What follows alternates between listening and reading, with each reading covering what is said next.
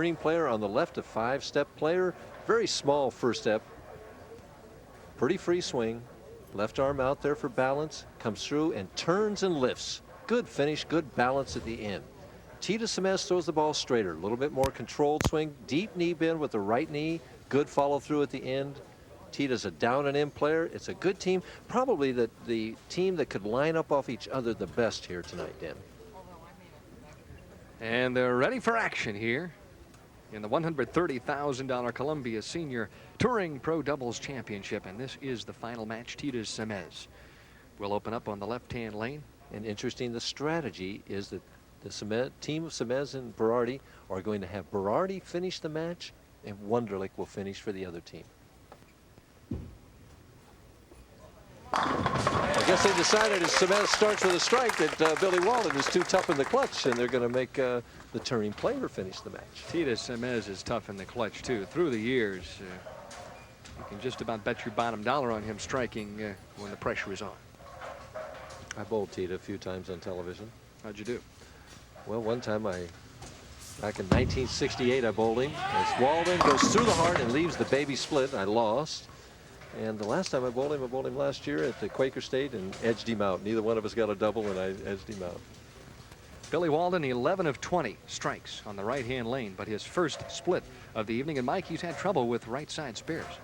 Well, he missed the 6-pin. He has a split this time. The baby split, the 3-10. He wants to go between the two, nick the 3, have the ball deflect to the 10. And he can't make that single pin spares, but he watched our bowling tip weeks ago and made the baby split. Perfect. The ball hits the 3-pin on the right, deflects into the 10. That's how it's supposed to be done right there. Steve-Wunderlich and Billy-Walden averaging 237.6 through their first 3 conquests here this evening. And Steve-Wunderlich, has he been hot? Well, he has struck 13 of 16 shots.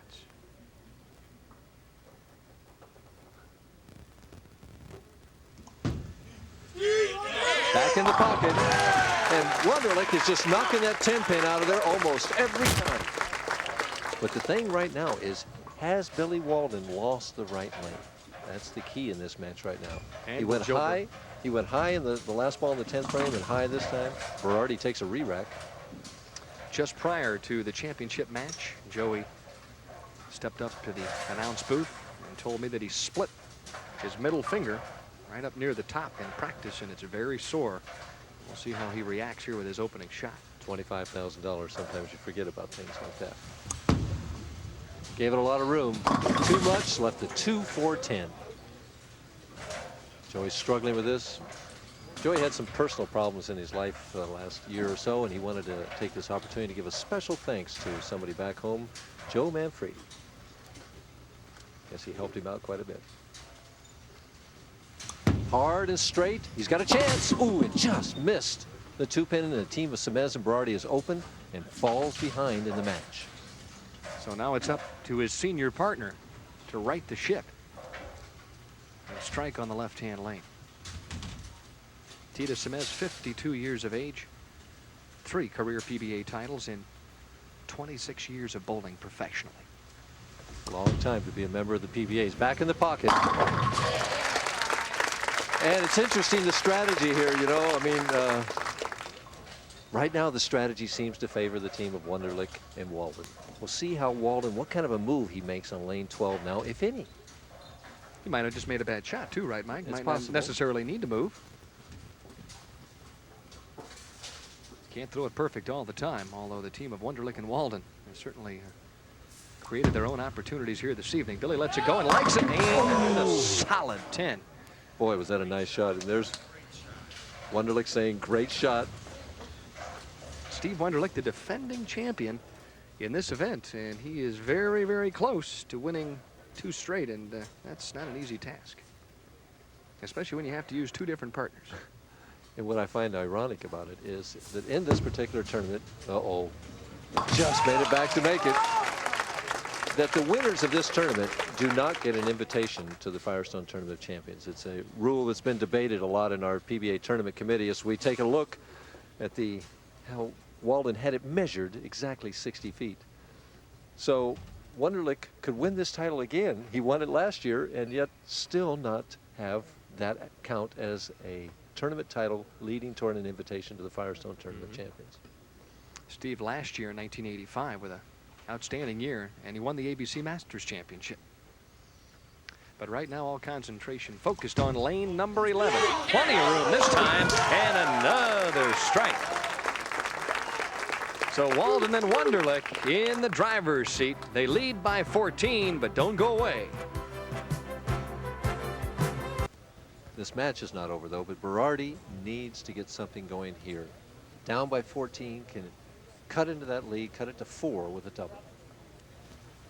Joey taking a little bit more time and realizing obviously he needs a strike desperately here, and it would be a double for his team. Would cut the lead to 4. A little better shot this time. And knocks that 10 pin out of there.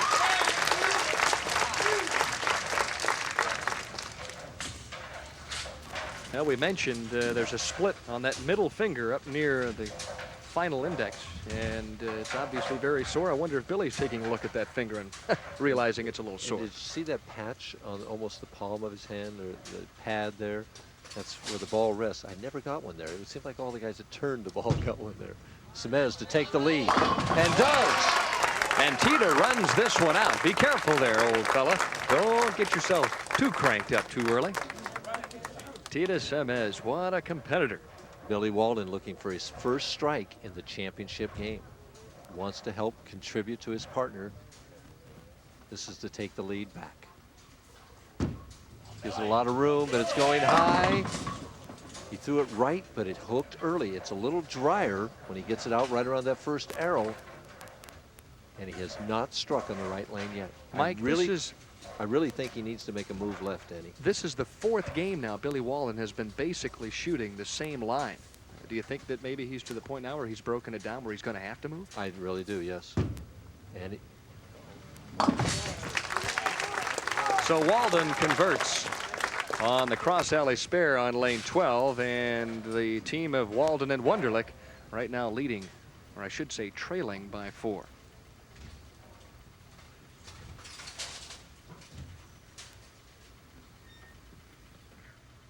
Wunderlich bowling on lane 11. His team trailing by 6 pins. It's 6-frame action right now. He's perfect on this lane. Needs to strike so that his partner can have a chance to make the adjustment on lane 12.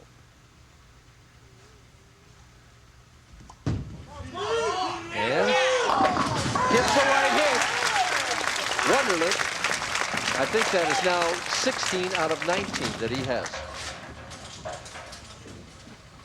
Team of Berardi and Semiz now leading by 6 pins.